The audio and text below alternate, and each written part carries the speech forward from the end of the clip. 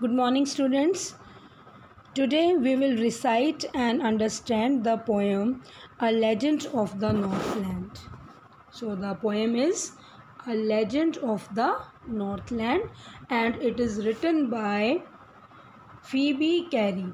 It is written by Phoebe Cary. EHOEBE, इसको आप Phoebe pronounce करोगे, फीबी कैरी। और ये फीबी कैरी कौन है? She was an American poet's, वो एक अमेरिकी कवयित्री हैं और उन्होंने ये आपकी पोएम लिखी है लेजेंड ऑफ द नॉर्थलैंड। यहाँ पर लेजेंड जो है वर्ड, इसकी मीनिंग मैं आपको बताना चाहूँगी। लेजेंड किसको कहते हैं? हिस्टोरिकल टेल्स, ऐतिहासिक पुरानी जो कहानियाँ जो सदियों से चली आ रही हैं पीढ़ी दर पीढ़ी, उनको हम लेजेंड बोलते हैं। और शुद्ध हिंदी में आप इसे दंत कथा कह सकते हो। तो दंत कथा ऑफ द नॉर्थलैंड यानी नॉर्थलैंड की दंत कथा। अब नॉर्थलैंड क्या है? आपने उसमें देखा होगा ग्लोब में भी, तो ऊपर वाला जो पोल होता है ना, उसको नॉर्थ पोल जो हम बोलते हैं, और नीचे वाला साउथ पोल। तो जो उत्तरी जो ध्रुव है उसके निकट जो कंट्रीज़ हैं उनको नॉर्थलैंड कहा जाता है। तो नॉर्थलैंड की एक दंत कथा, इस पोएम का जो नाम है वो ये है, और इसके अंदर एक दंत कथा का ही वर्णन है। और साथ ही ये जो आपकी पोएम है, इट इज़ अ बैलेड। ये क्या है? एक बैलेड है। बैलेड मीन्स एक ऐसी पोएम जो नरेट करे, जो बताए एक कहानी को, एक पुरानी ओल्ड टेल को उसमें नरेट करके स्टेंजाज में उसको बताए, एक सॉन्ग के रूप में हो, उसे हम बैलेड कहते हैं। तो आपकी ये जो पोएम है legend of the Northland, it is a ballad. ये पोएम आपकी क्या है? एक बैलेड है। बैलेड पोइट्री की एक फॉर्म होती है और उसकी विशेषता यही है कि that poem is in the form of a song that narrates a tale, एक गीत के रूप में, और जो कि एक कहानी को नरेट करे, बताए। तो ये पोएम आपकी a legend of the Northland एक बैलेड है। और ये क्या कहानी बताती है? ये it tells us, it narrates the legend of an old lady who angered Saint Peter because of her greed. और ये जो कहानी है, ये इस पोएम में जो बताई गई है, वो एक ओल्ड लेडी के बारे में जिसने सेंट पीटर को अपने लालच के कारण नाराज़ कर दिया था। और सेंट पीटर कौन है? Saint Peter is an apostle of Christ, यानी क्राइस्ट के वो एक प्रचारक हैं। उनकी प्रीचिंग्स जो है, उनकी टीचिंग्स जो है वो लोगों को प्रीच करते हैं, यानी कि उनका जो लॉर्ड क्राइस्ट का, जो जीसस क्राइस्ट के जो उपदेश हैं वो लोगों तक पहुंचाने का कार्य वो करते हैं। तो वो क्राइस्ट के एपोस्टल हैं। So now let's start the poem. Away away in the Northland where the hours of the day are few and the nights are so long in winter that they cannot sleep them through. away away, यहाँ पर देखो दो words, same words बार बार आ रहे हैं। तो इस यहाँ पर फिगर ऑफ स्पीच जो इस्तेमाल किया गया है, पोइटस ने किया है, वो है रेपेटिशन, पुनरावृत्ति। आप हिंदी में भी पढ़ते हो रेपेटिशन, दो वर्ड्स की रेपेटिशन हुई है, तो ये रेपेटिशन आपका फिगर ऑफ स्पीच है, पोइटिक डिवाइस है। तो away away in the Northland, Northland में दूर, जहाँ पर घंटे, दिन के जो घंटे हैं वो कुछ होते हैं, यानी कि कम होते हैं। And the nights are so long in winter, और रातें जो हैं सर्दियों में बहुत बड़ी होती हैं, इतनी बड़ी होती हैं कि you can not sleep them through, कि आप पूरी रात नहीं सो पाते, इतने लंबे घंटों की रात होती है वहाँ पर। Where they harness the swift reindeer to the sledges when it snows and the children look like bears cubs in their funny furry clothes. अब क्या बताया गया है यहाँ पर कि वहाँ नॉर्थलैंड में, वेयर, जहाँ नॉर्थलैंड में, दे हार्नेस होता है कि एक रोप से बांधना, द स्विफ्ट रेनडियर, स्विफ्ट होता है तेज भागने वाला, स्विफ्ट रेनडियर एक एनिमल है, हिरन जैसा ही होता है, जो कि नॉर्थ पोल के पास, नॉर्थ पोल वाले एरिया में, ये ठंडे रीजन्स में, कोल्ड रीजन्स में ये पाया जाता है। और वहाँ पर जब स्नो गिरती है, व्हेन इट स्नोज, जब वहाँ बर्फ़ गिरती है, तो वहाँ पर क्या होता है? स्लेजेस होते हैं, स्लेजेस किसे कहते हैं आप? एक ऐसा व्हीकल जिसके पहिए नहीं होते, जैसे स्केटिंग करते हैं ना बर्फ़ में, आपने देखा होगा टीवी में, फिल्मों में, वो सीधा एक फट्टा सा होता है और उस पर नीचे ढलान पे आप एकदम से बैठते हो, स्लिप होकर के नीचे आ जाते हो। तो यहाँ पर क्या है कि वो स्लेजेस वहाँ पर ट्रांसपोर्टेशन के काम आते हैं, यातायात के काम आते हैं। और उन्हें कौन खींचता है, कौन लेकर जाता है? रेनडियर। उन्हें एक रस्सी से बांध दिया जाता है। And the children look like bears cubs. अब लुक लाइक बियर्स कब्स, यहाँ पर लाइक जो वर्ड है, कह रहा है कि बच्चे कंपेयर किए गए हैं किससे? भालू के बच्चों से। तो यहाँ पर क्या है? सिमिली है। लाइक में जो फिगर ऑफ स्पीच है वो क्या है? सिमिली। आप हम इसे क्या कहते हैं? सिमिली कहते हैं। फिगर ऑफ स्पीच सिमिली है। इन देयर फनी फर्री क्लोथ्स, अपने बहुत ही फनी मस्ती वाले और फर्री बहुत ज़्यादा फर, यानी बहुत ज़्यादा भालू जैसे लगते हैं वो बच्चे फर वाले कपड़ों में। तो फ़नी और फरी दोनों में एफ़ साउंड रिपीट हो रही है। तो इस पोइटिक डिवाइस को जहाँ पर कॉन्सोनेंट की जो साउंड है वो रिपीट होती है, उसको हम बोलते हैं एलिटरेशन। क्या बोलते हैं? एलिटरेशन। ये आपकी इसके अंदर एलिटरेशन का इसमें यूज़ हुआ है। Then they tell them a curious story. I don't believe it is true, and yet you may learn a lesson if I tell the tale to you. और वो उन्हें, उन बच्चों को एक क्यूरियस स्टोरी सुनाते हैं, जिज्ञासा भरी कहानी सुनाते हैं, और मुझे नहीं लगता कि वो सच है, लेकिन आप उससे एक लेसन, एक सबक सीखोगे अगर मैं वो टेल आपको बताऊं। टेल मीन्स कहानी, टेल मीन्स कहानी, स्टोरी। अब वो स्टोरी नरेट करती हैं पोइटस। क्या है?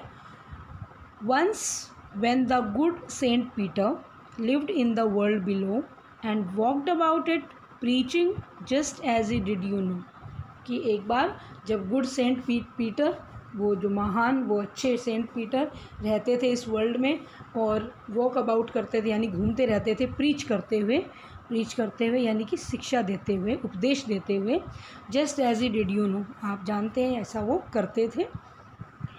He came to the door of a cottage in travelling round the earth, where a little woman was making cakes and baking them on the hearth. क्या कहता है कि वो एक कुटिया के डोर पर पहुँचे, ऐसे ही ट्रैवल करते हुए, हर पृथ्वी पर घूमते हुए, जहाँ एक छोटी सी महिला, छोटे कद की वुमेन जो है वो केक्स बना रही थी, केक बनाने का काम कर रही थी और उन्हें पका रही थी हर्थ पे, उस भट्टी के ऊपर उन्हें पकाने लग रही थी। And being faint with fasting, for the day was almost done, he asked her from her store of cakes to give him a single one. और क्योंकि वो फेंट होने वाले थे, बिल्कुल ऐसे लग रहा था जैसे वो बेहोश हो जाएंगे भूख के कारण, फास्टिंग के कारण, क्योंकि उन्होंने कुछ नहीं खाया था। फास्टिंग होता है व्रत रखना, या वैसे कुछ ना खाएं तो भी हम उसे फास्टिंग कहते हैं, और जानबूझकर ना खाएं तो भी फास्टिंग, यानी वो भूखे थे, पूरा दिन हो चुका था। तो उन्होंने उससे कहा कि अपने स्टोर, इस केक के इस स्टोर में से मुझे एक सिंगल वन दे दो, मुझे एक केक दे दो। So she made a little cake, but as it baking lay she looked at it and thought it seemed too large to give away. तो उसने एक छोटा सा केक बनाया, लेकिन जब वो पक रहा था, पकने के लिए उसने रखा, उसने उसे देखा तो उसे लगा कि it was too large to give away, क्यों इतना बड़ा है, टू गिव अवे, कि नहीं दिया जा सकता। देखो टू और टू का इस्तेमाल जब लगातार करते हैं तो सेकंड भाग में उसका मतलब नेगेटिव होता है। Too large to give away, इतना बड़ा है कि दिया जाए, नहीं दिया जाए, इतना बड़ा लगा कि उसे वो नहीं दे सकते, गिव अवे देना। Therefore she needed another and still a smaller one, and it looked when she turned it over as large as the first had done. फिर उसने एक और केक बनाया, वो था उस और भी छोटा, लेकिन जब उसे देखा और उसे पलटा तो उसे वो पहले वाले जितना ही बड़ा लगा। Then she took a tiny scrap of dough, अब उसने बिल्कुल पतला सा पट्टी ली आटे की, and rolled it flat and baked it thin as a wafer, but she couldn't part with that. उसे खूब कम आटा लेकर के उसे खूब ज़्यादा उसे रोल किया, बेला, फ्लैट कर दिया, इतना पतला कर दिया जैसे कि कोई बहुत ही पतला बिस्किट, वेफ़र, ड्राई बिस्किट, बिल्कुल पतला ड्राई बिस्किट उसे वेफ़र बोलते हैं। वेफ़र की तरह से उसे पतला कर दिया, और but she couldn't part with that, और वो उससे भी पार्ट विद नहीं कर पाई। पार्ट विद अलग होना, पार्ट विद अलग होना, तो उससे भी वो अलग नहीं हो पाई, यानी उससे वो नहीं दिया गया। For she said, my cakes that seem too small when I eat of them myself are yet too large to give away, so she put them on the shelf. उसने कहा, क्योंकि उसने कहा कि मेरे केक जो देखने में बहुत छोटे लगते हैं, जब मैं खुद उन्हें खाती हूँ और फिर वो देने की बारी आए तो मुझे बहुत बड़े दिखते हैं, तो उसने उस केक को भी शेल्फ पर रख दिया, वो उसने नहीं दिया। Then good Saint Peter grew angry, for he was hungry and faint, and surely such a woman was enough to provoke a saint. फिर उस सेंट पीटर बहुत ज़्यादा नाराज़ हुए, क्योंकि वो बहुत भूखे थे और फेंट थे, यानी कि बहुत ज़्यादा कमज़ोरी महसूस कर रहे थे, और श्योरली सचमुच एक ऐसी महिला काफ़ी थी, enough was enough to provoke a saint. Provoke गुस्सा दिलाना, सेंट संत, यानी वो महिला काफ़ी थी एक सेंट को, एक संत को प्रोवोक करने के लिए, गुस्सा दिलाने के लिए। And he said, you are far too selfish to dwell in a human form, to have both food and shelter and fire to keep you warm. अब उन्होंने कहा कि तुम जो है ना, फार टू सेल्फिश, तुम बहुत ज़्यादा सेल्फिश हो, टू सेल्फिश, बहुत ज़्यादा सेल्फिश हो, टू ड्वेल कि रहो, कि तुम ह्यूमन फॉर्म में रहो। ड्वेल होता है रहना, ड्वेल मीन्स रहना, कि तुम मानवीय आकार में रहने के लायक नहीं हो, तुम इतनी सेल्फिश हो, तुम फूड और शेल्टर के लायक भी नहीं हो और फायर के लायक भी नहीं हो जिसमें कि तुम अपने आप को गर्म रख सको, निवाया रख सको। नाउ अब सेंट पीटर को गुस्सा आया, उन्होंने उसे अभिशाप दिया, उसे श्राप दिया। क्या कहा? Now you shall build as the birds do, you shall get your scanty food by boring and boring and boring all day in the hard dry wood. उन्होंने कहा कि अब तुम ऐसे बनाओगी जैसे बर्ड्स बनाते हैं, यानी कि घर ऐसे बनाओगी जैसे बर्ड्स बनाते हैं।